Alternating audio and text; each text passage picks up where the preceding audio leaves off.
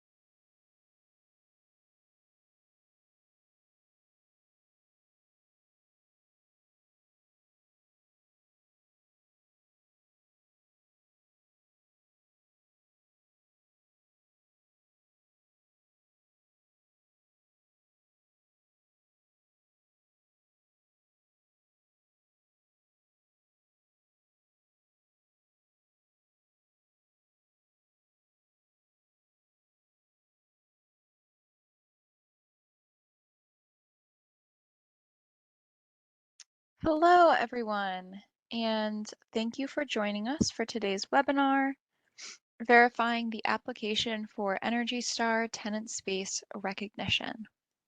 Before we get started, we do have a few housekeeping items to run through. First, you can submit questions to the question and answer portion of today's webinar by sending them in the chat to the host. You can access the chat by hovering your cursor over the speech bubble icon on the bottom right side of your screen. Also, do note that a link to the recording and the presentation slides will be sent to registrants after the webinar. Now I'm going to introduce Rosemary, who will be getting us started for today. Hi, everyone. Thank you so much to Maddie for the introduction. Just to reiterate a couple of things. The slides and the recording will be sent out sometime before the end of next week. This will be recorded. And then if you do have any questions, please feel free to pop them in the chat. And then if you do have any property specific questions, this is not going to be your best bet because we are not going to be answering any specific questions that you have about your property unless we're just not going to go into super high detail about anyone's individual property. So there are good resources for that, like Ask the Expert and our FAQ. article base, so you can also use that. So with that, let's get into it.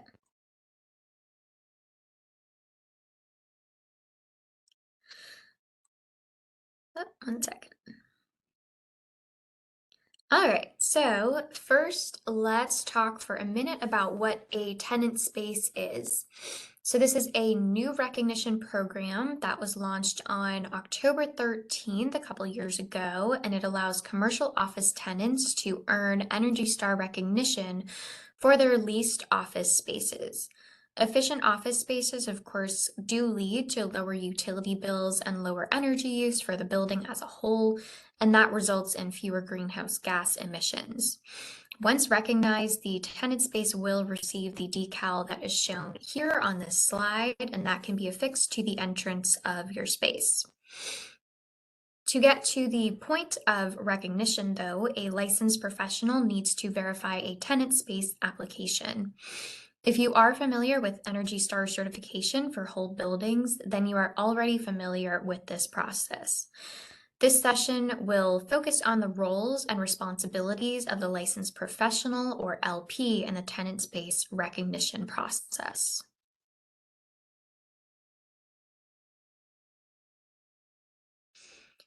Today, we will very briefly go over the role of the licensed professional in the tenant space recognition process, and then we will dive into a sample application and go over the details that the licensed professional will be expected to verify during their site visit to the space.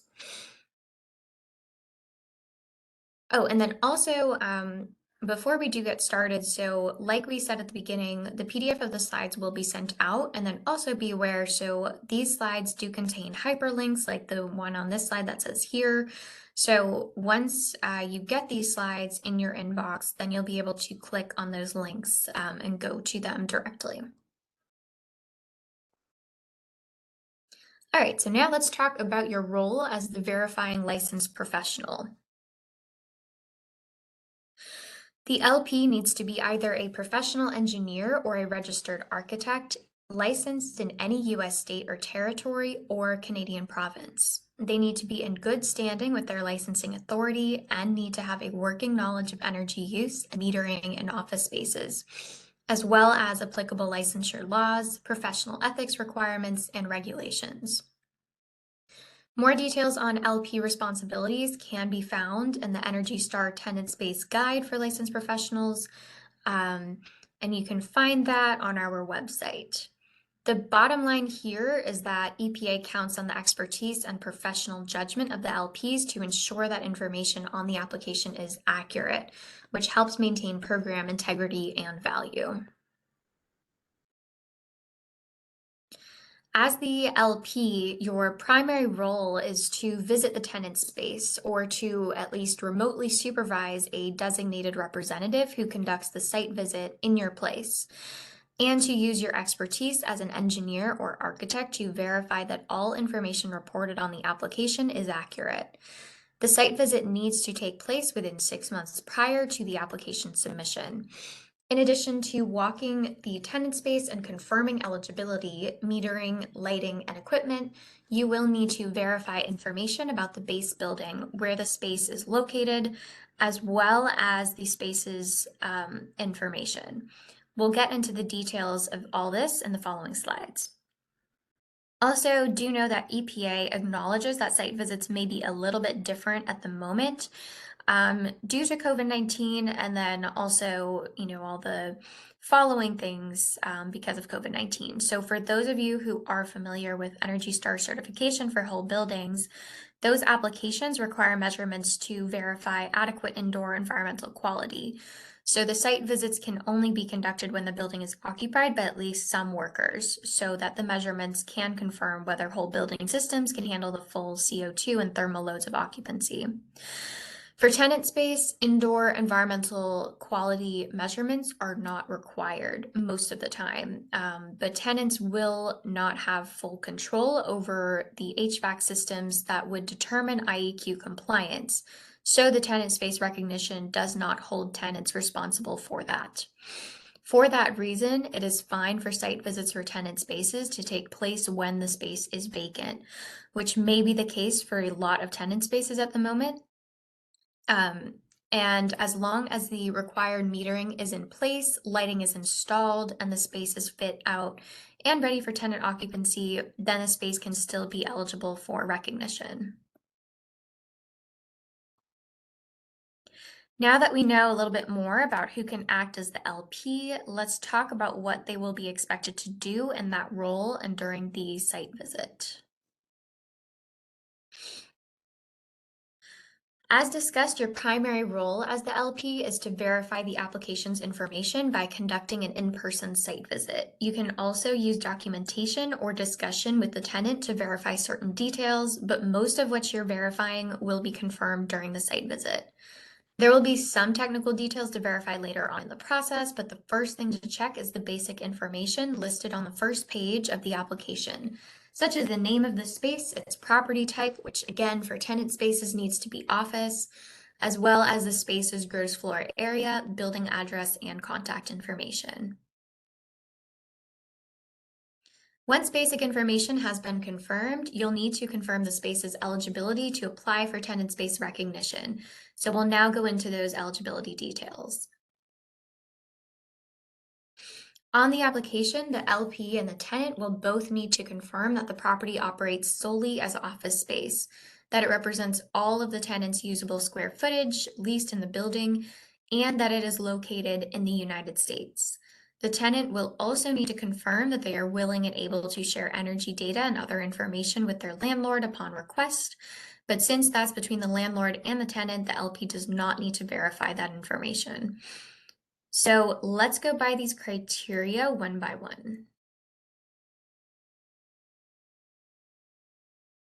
First, you will need to verify that the space is an office space. This can be general administrative office, financial office, or a non-diagnostic medical office. The space can also include a data center as long as the data center is separately metered.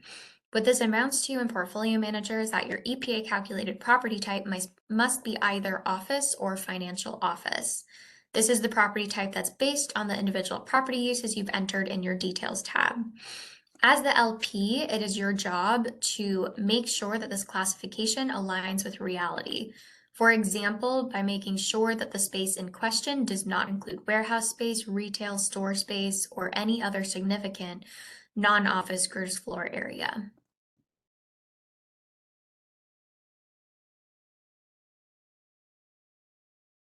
So now let's talk about the second requirement, that the space represents 100% of the tenant's usable square footage in the building.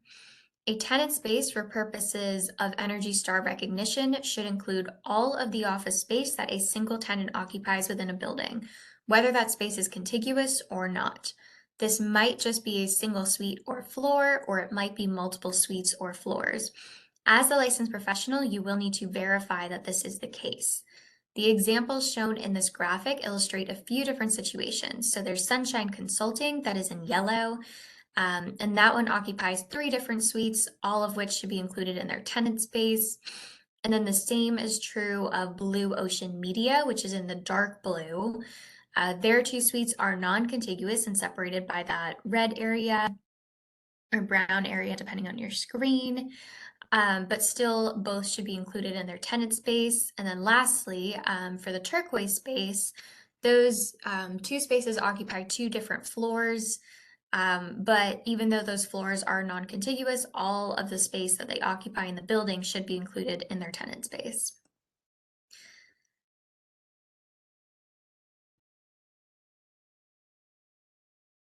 Finally, the space needs to be located within the United States. This should hopefully be pretty easy to verify if you don't need to cross an international border to perform the site visit. Now let's move on to section 2 of the application, which is verifying metering compliance. Shown here is the metering compliance section of the application. Both the tenant and the LP will need to verify 2 things. First, that meters are in place to measure and track all energy loads for which the tenant has full operational control on at least a monthly basis. Typically, this will include at least lighting and all plug loads. If all building HVAC comes from central systems controlled by the landlord, then the tenant does not have to meter those, since they will not have full operational control of those. But if there are any supplemental HVAC systems that serve exclusively the single tenant space, then those will need to be metered as well for electricity as well as any other fuel types over which the tenant has control. Note that these meters need to be permanently installed. Data loggers or other temporary equipment does not meet this requirement. Second, you will need to verify that the meters have been rated with an accuracy of plus or minus 2% by the manufacturer. This rating can be provided either by publishing specifications on the meter or by a letter of attestation from the manufacturer. After confirming that metering is in place, you'll need to review the details of the tenant space itself. This will also include some verification of base building information. The data overview shown here includes some information that's input by the tenant in Portfolio Manager, and also some information that Portfolio Manager calculates based on those inputs. The items that you are responsible for verifying in this section include the building name, year it was built, total number of conditioned floors, heating fuel for the building, and the total building gross floor area, all shown in the left column. You can verify the base building information using construction or stacking plans, tax records, utility bills, or physical inspection of the building. For the total building gross floor area, this is the total property square footage as measured between the exterior walls of the building and including all finished area inside the building, including supporting areas. For purposes of the tenant space application, it is okay if this value is approximated. For the tenant space itself, you'll also need to verify the total tenant space gross floor area shown at the top of the second column here. That sum of all floor and suite gross floor areas will need to match up with the property GFA listed below it in order for the tenant to be able to begin the application process. You'll verify the area floor by floor or suite by suite later on. Unlike the GFA for the base building, the GFA for the tenant space itself needs to be precise. The rest of the values in this section are calculated by Portfolio Manager based on the remaining inputs, including the estimated tenant space site and source energy, breakdowns of those estimates by end use, and estimated lighting EUI. Since the application does not require actual meter data, you are not responsible for verifying that those values are accurate, since they are only estimates generated by Portfolio Manager. However, you should review the values and use your experience as a PE or RA to ensure that they are reasonable. And if they are not, that may indicate that one of the other inputs that we are about to go over may not be correct.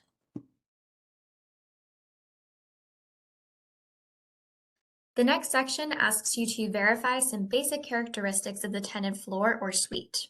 These characteristics are used for the estimated tenant space energy use calculations shown on the previous slide. In the example that is shown on this slide, we have two suites that comprise the tenant space: first floor office suite and second floor office suite. As the LP, you will need to verify that the usable floor area for each of these suites is accurate. The usable area is the total square footage of all areas within the demising walls reserved for the exclusive use of the tenant. The total usable area of all floors or suites included in the application must represent all office space leased by the tenant in the building.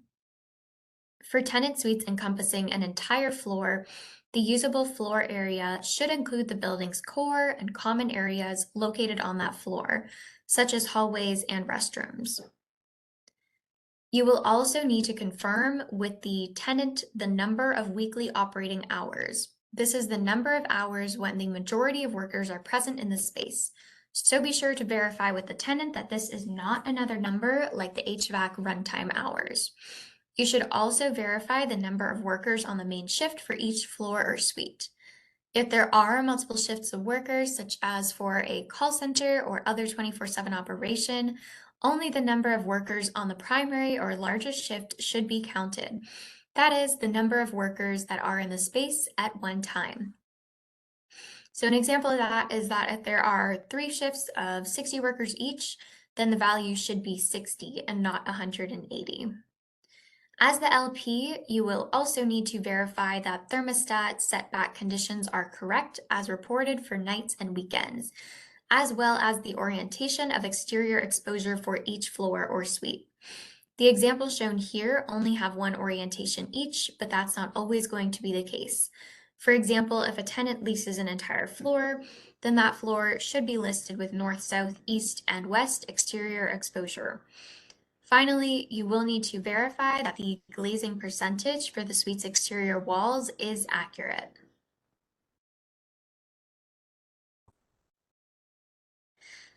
So for reference, this is slide 19. So when we do send this deck out, you can reference this one because it does have a very helpful little graphic here. So for the percentage of exterior walls, which are glass value, this is the quick guide. So you will not need to determine the exact percentage, but you will need to estimate that percentage to fit into one of the 6 buckets shown here.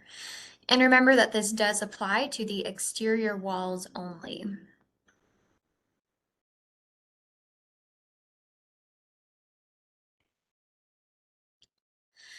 After verifying the basic tenant space and building characteristics, you will be getting into more granular details about the equipment in the tenant space. Each floor or suite will have a detailed equipment inventory like the one shown here, which includes a breakdown of laptops, desktops, servers, printers, conference room equipment, and basic kitchen equipment. There will be a table like this on the application for each floor or suite included in the tenant space. For most of those types of equipment, you should also verify how many of each of those are ENERGY STAR certified, if you do have that information. You can also usually find that information on the product label or else on the ENERGY STAR website. If you don't know how many are ENERGY STAR certified, the tenant can check the box to indicate that. The bottom line is that it is your responsibility as the LP to make sure that all of the reported values are accurate. So do be sure to do a thorough walkthrough of the space. If the tenant space is not occupied at the time of the site visit, the LP may use available tenant IT equipment inventories, fit out documents, specifications, or invoices to verify equipment information. The other important thing to point out here is that the sleep settings line in gray on the gray table and gray on the table have sleep settings enabled for computer equipment. So that is a requirement for tenant space recognition. So be sure to confirm with the tenant that those have been enabled. You don't necessarily need to have them open up their computer settings and show you, but you should make sure that they've confirmed those settings on their end.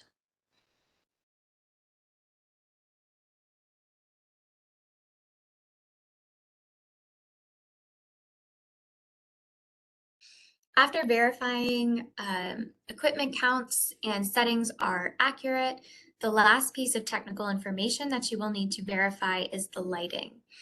Just like with equipment, each floor or suite in the tenant space will have a lighting table like the one shown here. It's extremely important to make sure that this information is accurate because the information entered for lighting is what goes into portfolio manager's calculation of the estimated LEUI. And having an estimated LEUI that's below the target value is one of the requirements for recognition. So be sure to review the lighting inventory for each floor or suite very carefully. For each lighting fixture in the suite, except for exit lighting, which can be excluded, you will need to verify the source, number of bulbs or fixtures, wattage of each bulb or fixture, whether motion sensors are enabled, and whether each fixture has a daylight sensor and tuning system present. This is where your specialized experience as a professional engineer or registered architect will be really valuable since a lot of this information is not easily discernible to the average office manager or tenant unless they were directly involved in the purchase or installation of the lighting.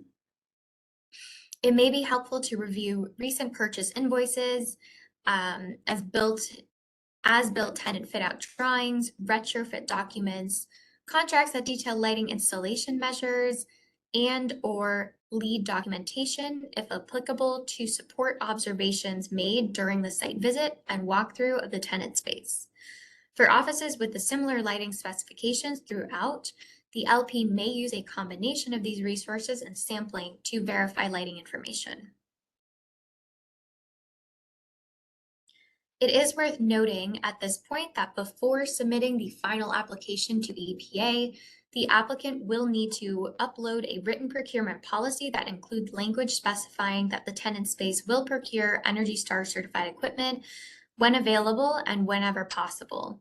The LP does not need to review the procurement policy, but you should ask the applicant to confirm that the policy is in effect and that they are aware that it will need to be uploaded with the application.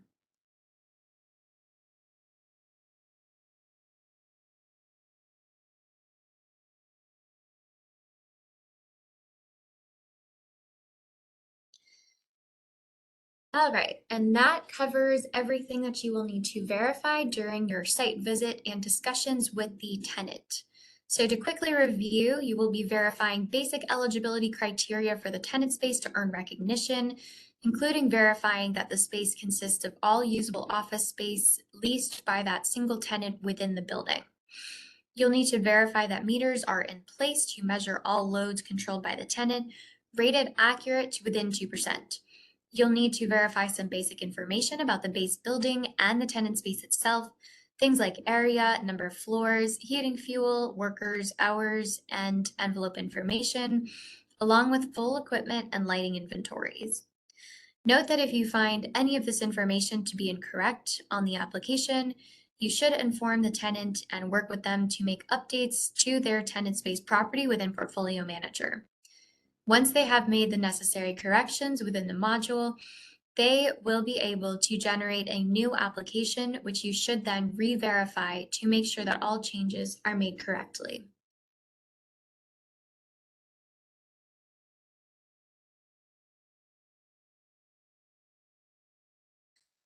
Once all of that information has been confirmed to be accurate and no further changes are needed, you can move on to the final step before the application is submitted.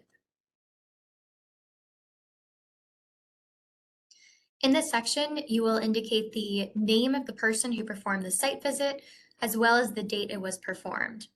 Remember that this must happen within the 6 months prior to the application submission date. So if you perform your site visit on January 15, you need to make sure to submit the application no later than June 15. In many cases, you'll be performing the site visit yourself as the LP, but it is also fine for you to deputize someone else that you trust to perform the site visit in your place, as long as they are operating under your control and supervision. This may be even more prevalent now due to COVID, but we'd encourage you to make use of things like video calling so that you can still see as much of the space and the building as possible. Finally, you'll sign and date the application and apply your professional stamp or seal. If you don't have a government issued PE or RA stamp or seal, that is fine, but just be sure that your license number and state are listed accurately so that our review team can verify your active licensure online with the appropriate licensing board. Once the application has been submitted, if there are any questions about the application from the review team, the LP will usually be CC'd on the email to the primary contact for the application. The tenant may need to consult with you to answer the review team's questions or to resolve issues, so do be sure to pay close attention to your email and look for messages from the Energy Star Tenant Space Recognition team.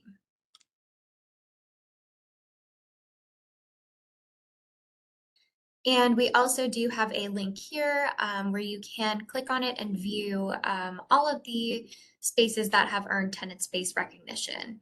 And once you earn tenant space recognition, your property will also be up on that website. All right, so Maddie, let's pull up our polling question for today, and we'll leave that open for a few seconds. All right, I just opened it.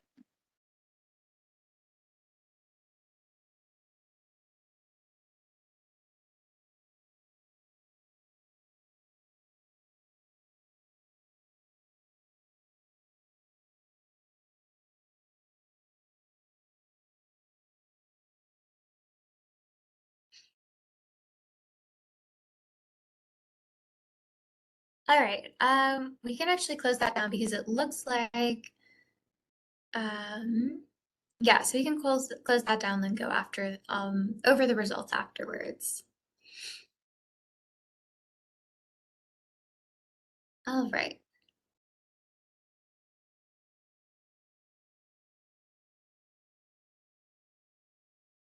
All right, so we do have a couple more things before we get to Q&A. So also, as you can tell, this webinar is usually pretty short and quick. So hopefully this is helpful and that you can get a few minutes back in your day, if not 30 minutes.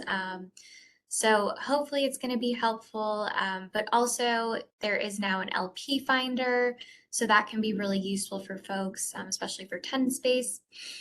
And also, there are different webinars and resources. So we did do how to apply for Energy Star for tenant space. We did do that last week. And then there are also tenant recognition pages on energystar.gov. So please do use those resources. Definitely, it's very fair if you still have questions after using them, but definitely do use them as a first tool because they will often answer many questions. They don't have every single answer, but they are pretty helpful and they are pretty comprehensive. All right, and then actually before we get to questions, just one more quick thing on that. So um, let's see, sorry, computer froze. All right, so if you do have any specific questions on your property or on your application, I really do recommend either going to Ask the Expert, which will be held in 2 weeks, on the, I guess, 31st, I think. Well, in 2 weeks from, or I guess on the 1st. So February 1st, Ask the Expert will be held. And then we also do have a database with FAQs, and then we also have a help desk. And so the help desk is highly rated with a very high 90% of respondents responding that they would recommend it.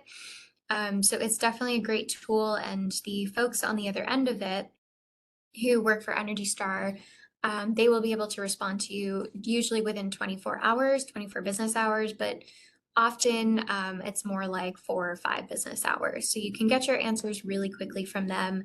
And I do highly recommend it because Tenant Space is definitely a great program. And so getting it right and being able to do it with as much ease as possible is definitely preferable. All right. So that covers that. All right, so we only have gotten one question so far. So someone asked, is there a blank data collection sheet available to print out? So the answer is that we don't have a specific one that is only for tenant space, but we do actually have one for General Energy Star, so you can use that as well.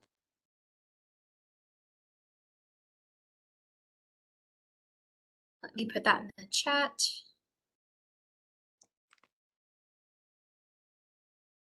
Okay, so we do have one for Energy Star, so there are going to be a few things in there that you won't need, so you can also cross that out. But no, we don't currently have one that is for tenant space. All right, so seeing no other questions, we can close down the webinar now, but thank you everyone so much for joining. Again, slides and recordings will be sent out sometime next week, so keep a lookout for that. And thank you all very much and have a wonderful day.